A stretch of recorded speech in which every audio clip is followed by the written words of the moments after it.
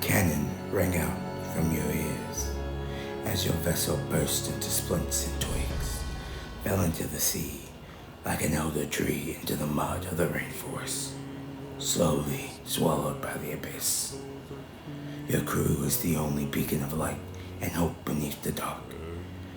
As each light, one by one, vanishes, you are left alone, sinking or floating. You're not sure. It all seems the same. Your lungs feel like you're having a building pressed on them. Did you forget how to breathe? Are you sick? No, you remember the battle. As the sea consumed you. You fought against the Navy. Your crew lost. You're drowning, swallowed by the sea, the mother, the old mother, who takes no prisoners. You accept your fate and adrift into the darkness. But that's when you hear the roar.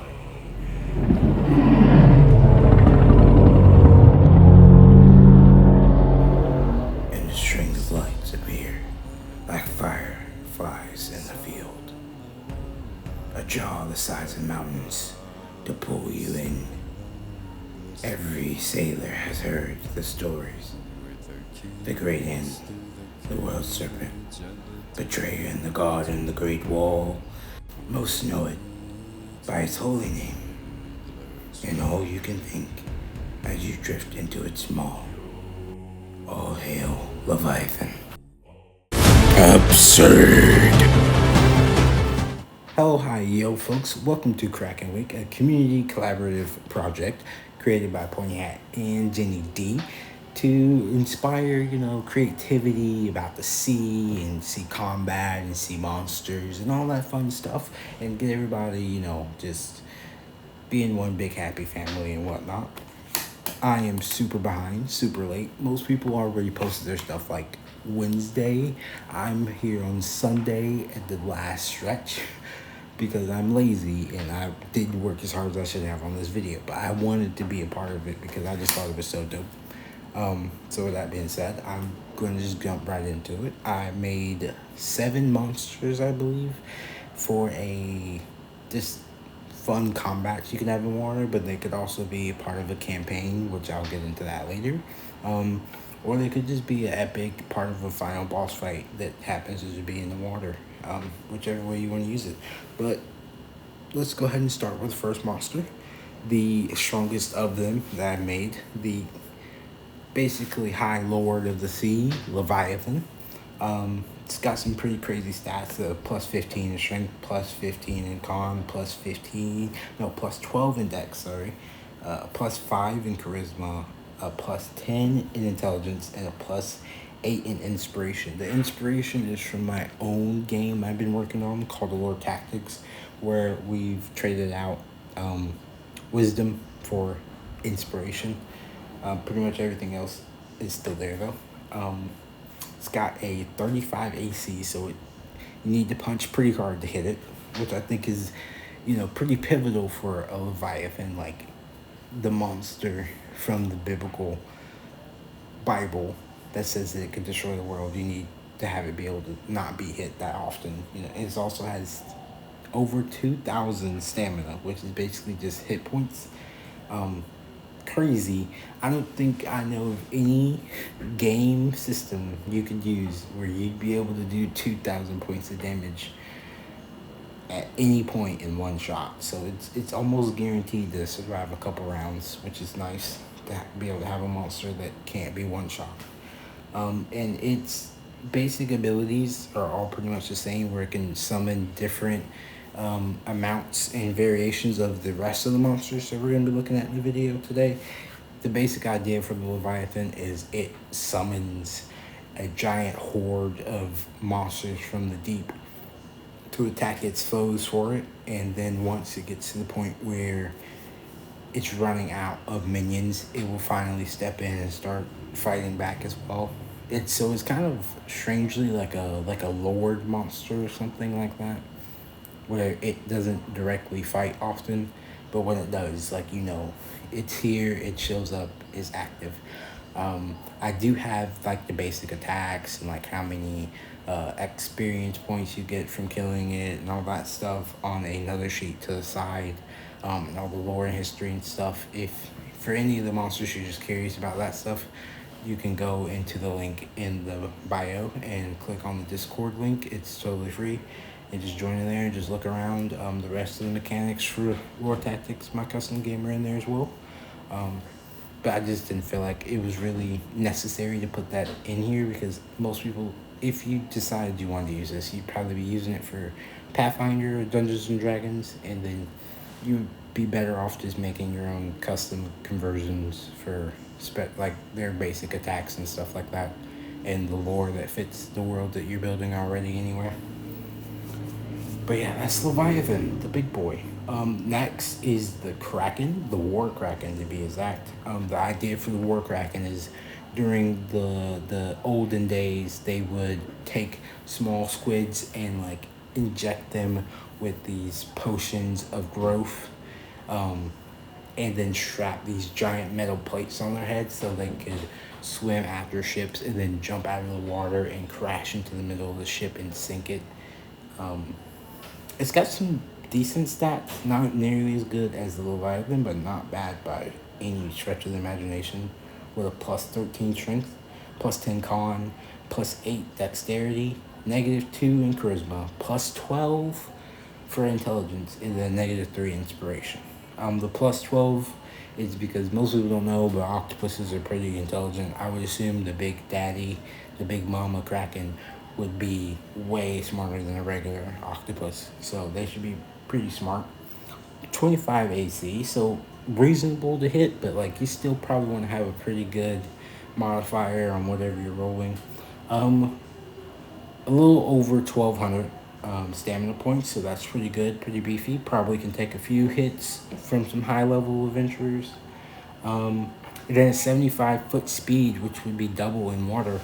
That 75-foot speed is for land. So in water, it would be able to move ridiculously fast. So there's not much chance of you getting away from it. Its basic abilities, or not basic, but its abilities that it has, is it can summon a giant wave to blow combatants away from it and also do some damage on them. It can jump out of the water, like I said before, and then crash back down and do a ton of damage in an area of effect. It can summon ice shards and throw them at people, up to 8, I believe, which could be very good for some long range damage and also just crowd control. It has a frost touch where it can grab someone and do 140 points of damage, which, unless you're a high level adventurer, will probably absolutely kill you in one go, which is kind of the point. They're supposed to be scary. They will be. For my game, Lore Tactics, that isn't technically enough at all to kill a high level adventurer. But I would say for Pathfinder and Dungeons and Dragons, that is more than enough to really put the hurt on them, and hopefully it would not do enough to like perm kill them like automatically, like they're dead, but put them down, so that way now the party feels the pressure of like, hey, someone's gone, we need to kick in, hopefully. But it could go really bad, so be careful with that if you decide you want to use the War Kraken. All these monsters totally free, use them as you please, whatever. Just if you are using them and for some reason you decide you just really love them and you want to include them in a product that you're selling, totally fine. Just a shout out, credit would be awesome. But the goal is to throw some fun stuff out there for everyone to use, so have at it. Pulverize just basically means if you're one of your party members is really low on health, the technical mechanics say 10%, but that's up to whoever's running the game. The Kraken can just kill them outright, just dead. And that's supposed to be not as like a easy kill for the Kraken, but to make sure the party is managing health. And just because they're still up doesn't mean that they should not care about healing. Like, you're still in a lot of danger, because a lot of times the strategy is to just bring someone back up to 1 hit point and like that's it, it's fine, it's whatever. So if the Kraken knock someone down and they're gone and they're brought back. They can immediately be killed just to throw a sign out there like, hey, there's more to fighting than just bring them back up to one so they can get that action economy back. And then the last ability is Fling, where it can just grab up to 8 different creatures and just throw them all over the place. And just kind of, that's just a way to get them off of the Kraken if they start to box it in. So it can do some other mobility and move and change the fight up a little bit. The next creature is the Coral Golem. So basically just a golem made out of coral reefs, which I'm sure someone has done before. I've just never seen it, and I really wanted it to be a thing. It's got some pretty decent stats as well, with a plus 13 strength, a plus 20 constitution, a plus 2 dexterity, a plus 7 charisma, a negative 10 in intelligence, and a negative 5 in inspiration. With a 34 AC and 395 stamina points, 30-foot speed. It's a pretty decent all-around monster to fight. It could be difficult for a low party. I think if you're mid-tier or anything higher, it would probably be something that you could fight pretty easily. Like, I doubt it would kill. I doubt it would DPK ever. But there is a chance if they're a low party, so just be careful about that. So it has the ability Whirlpool Cannon, where it can suck up everybody in a certain cone area and then sink them down into its core and shoot them back up in the air and out. So kind of like launch them all over the place, and then they get a pretty decent amount of damage from that. They get 6d10 worth of damage from falling. So if they don't fall, they won't take that much damage, which is nice. And then it has an ability called Triple Lance as well.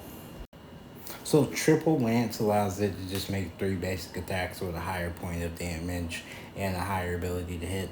Nothing special. It has Cold Aura, which is pretty self-explanatory. It just makes a 75-foot area of effect where everything gets cold and they might get stunned, and they also get a little bit less ability to use their own personal skills.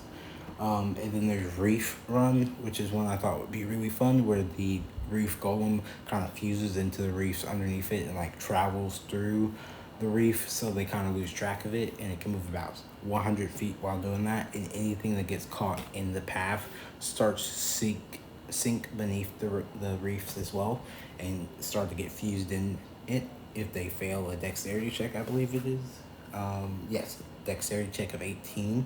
So really it's kind of a situation of that changed the entire combat, because now the focus is getting this person out of the reef before they're sunk and they're gone forever, which can give the golem a little bit of time to regroup or come up with a new plan, or just for you to just be able to kind of think if you're not sure how you want this combat to go after this point.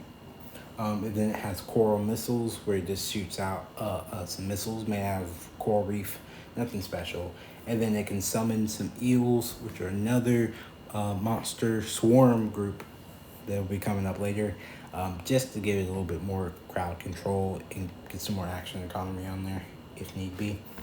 The next are Dante's Diamond Demons, which are basically just giant crabs. Your basic giant crabs.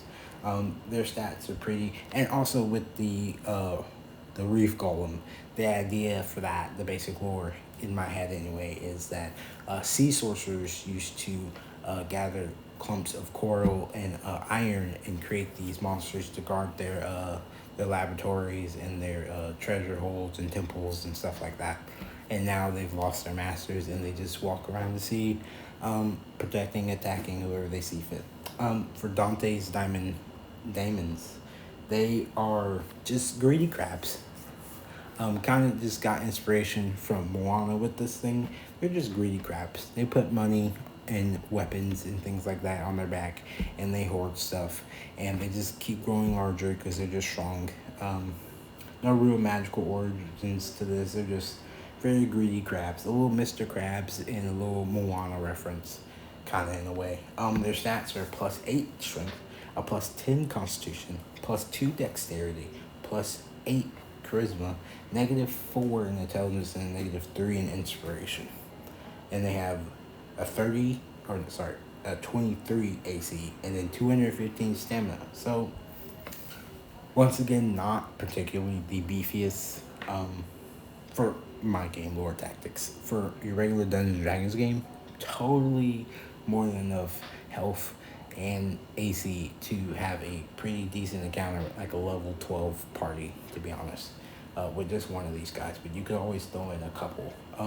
Their abilities are Arcane Arsenal, where they can just take weapons off their back and use them. So for this, you basically would just choose different weapons from the game master's guide or something like that, or in case of my game, just from the weapon list, and then be able to use those different variations. So it's kind of a little customization option you can have. They have Golden Breath, where they can breathe out golden or like silver coins or whatever you like, in a 15-foot cone, and it's like molting iron and stuff like that, and be able to burn people in a certain area. Then it has an ability called Sidestepper, where it can reduce damage it takes by dodging out of the way. It can stretch its limbs out and be able to increase its range of attack and do a little extra damage. It has a Bright Aura, where it releases an aura of shining light from the coins on its back and weapons on its back that blinds everybody outside of it, and anybody inside of it blinds anybody inside of it, and anybody outside of it has disadvantage on all attacks to it because it's the source of origin. And then it has Toll Dinero, which Dinero is just a form of money in my game. So it would just be like Toll Copper or Toll Gold or whatever you want to do for any other game system. But it's an idea I got from Baldur's Gate. Anybody who is familiar with Baldur's Gate 3, where you do a certain amount of damage based off how much money a player has on them. It can only be used once per player, so hopefully they don't take too much damage. And if they're spending their money often, then this will be a very weak attack. But if they're trying to hoard money for something, this will hurt a lot, and it might even down them. So it's pretty nice. So that's it for the big crab guy.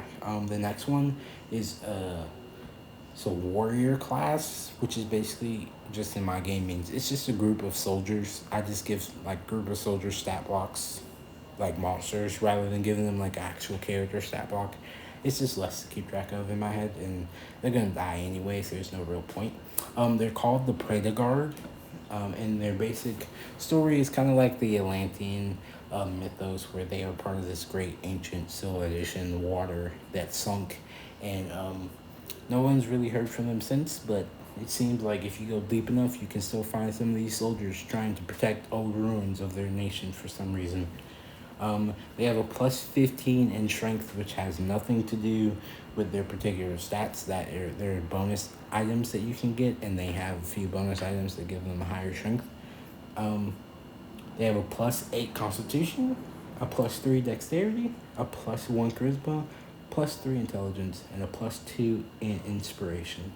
With a 20 AC and 85 stamina, they're pretty good, like a low tier mob creature that you can have a few of them on the board, and as long as people are hitting hard enough, like it'll be a pretty good fight. I would recommend for like Pathfinder or Dungeons and Dragons, I'd recommend like 1 to 2 for like under level 5, and then anything above that like 3 to 4. Don't go too crazy. And their abilities are Sunken Field, which basically grapples anybody in like a 15-foot circle and starts to pull them down into the earth.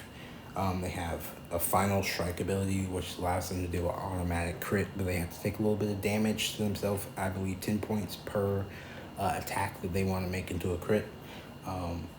They have Summon Shield that just makes a shield that can reduce the damage they're about to take.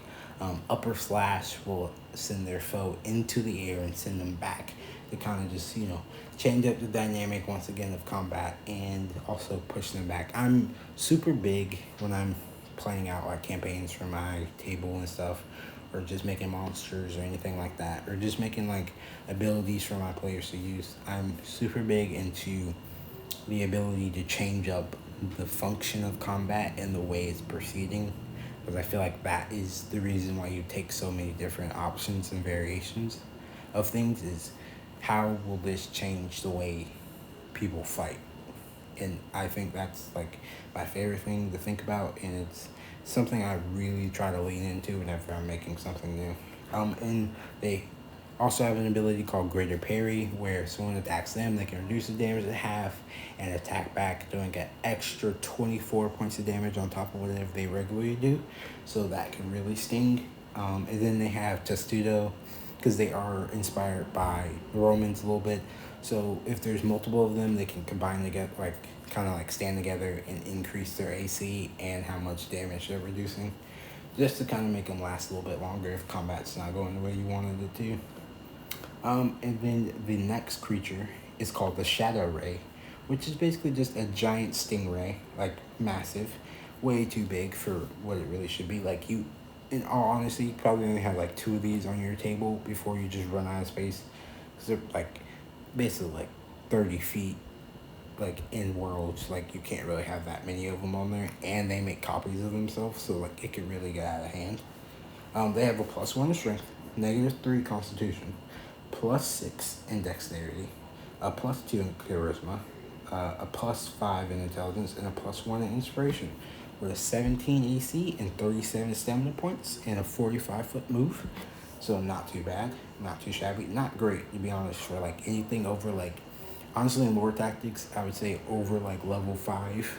I wouldn't even like throw them at your party if you really want to hold them up or like really want to give them something of a challenge.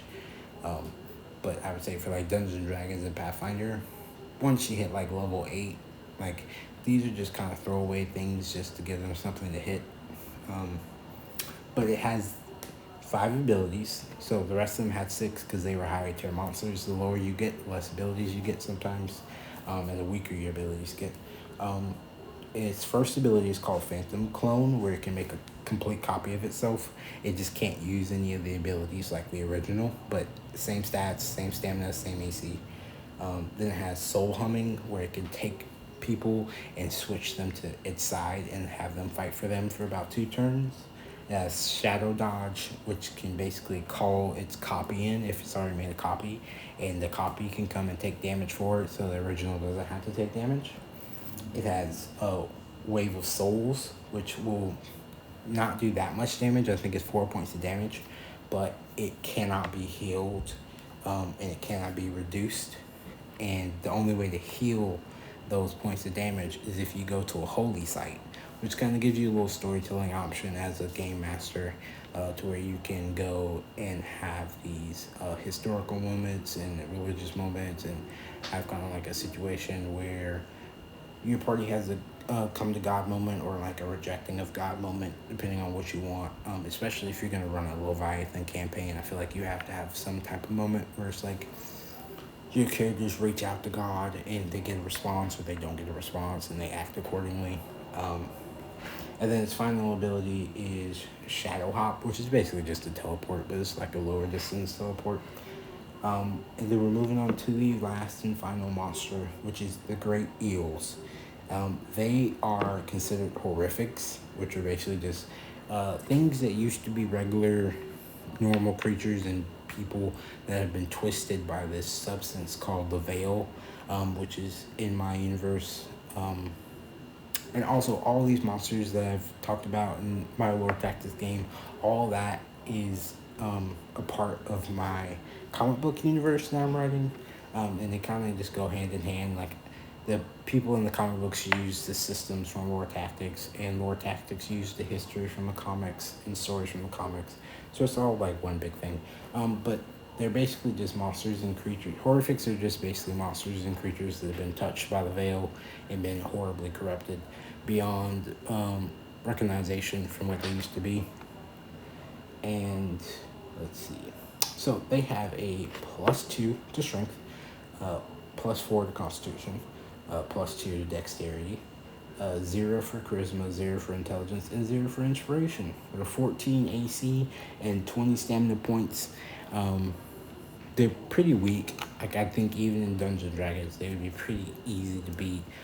Maybe like level 1 party might have some trouble, but anything past that, they're pretty much gonna wipe it for, unless you have like hundreds of these things coming at them. Um, For one swarm, there are 5 of them, so I guess if you had 100, you'd have still not that many. You'd have like 20 swarms, which I mean, I guess that would be a lot of stamina to go through, but if you have some big AoEs, that wouldn't be that big of a problem.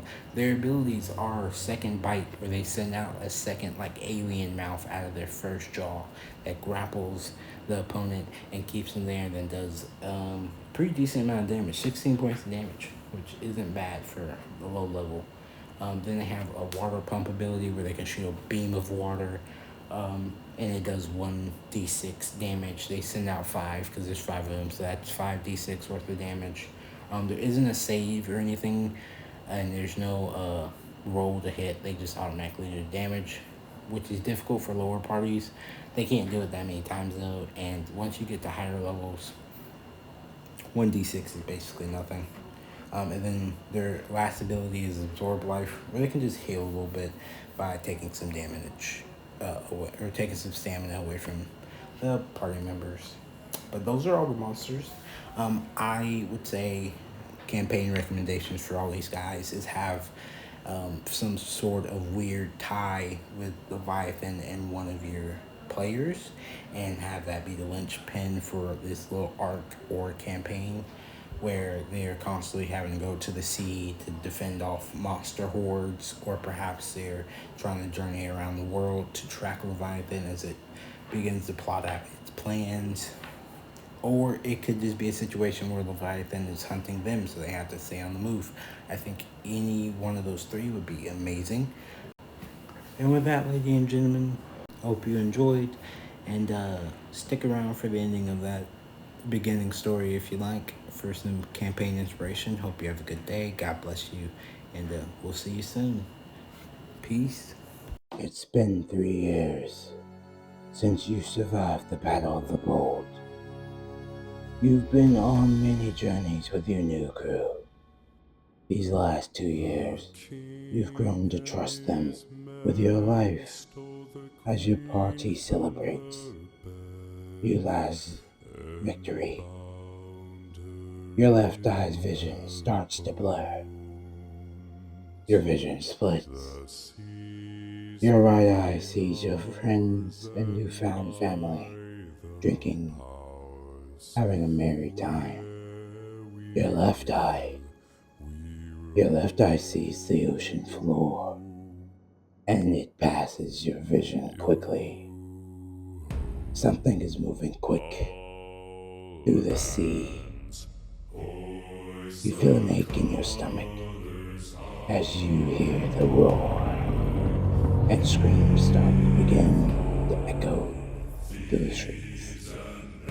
As you and your crew run to the coast, you see Dante's diamond demons, Predator, and many other beasts attacking the city. As you land at the beach, an island has appeared in the path of the port, blocking the ships before it starts to rise out of the sea, replaced with seawater.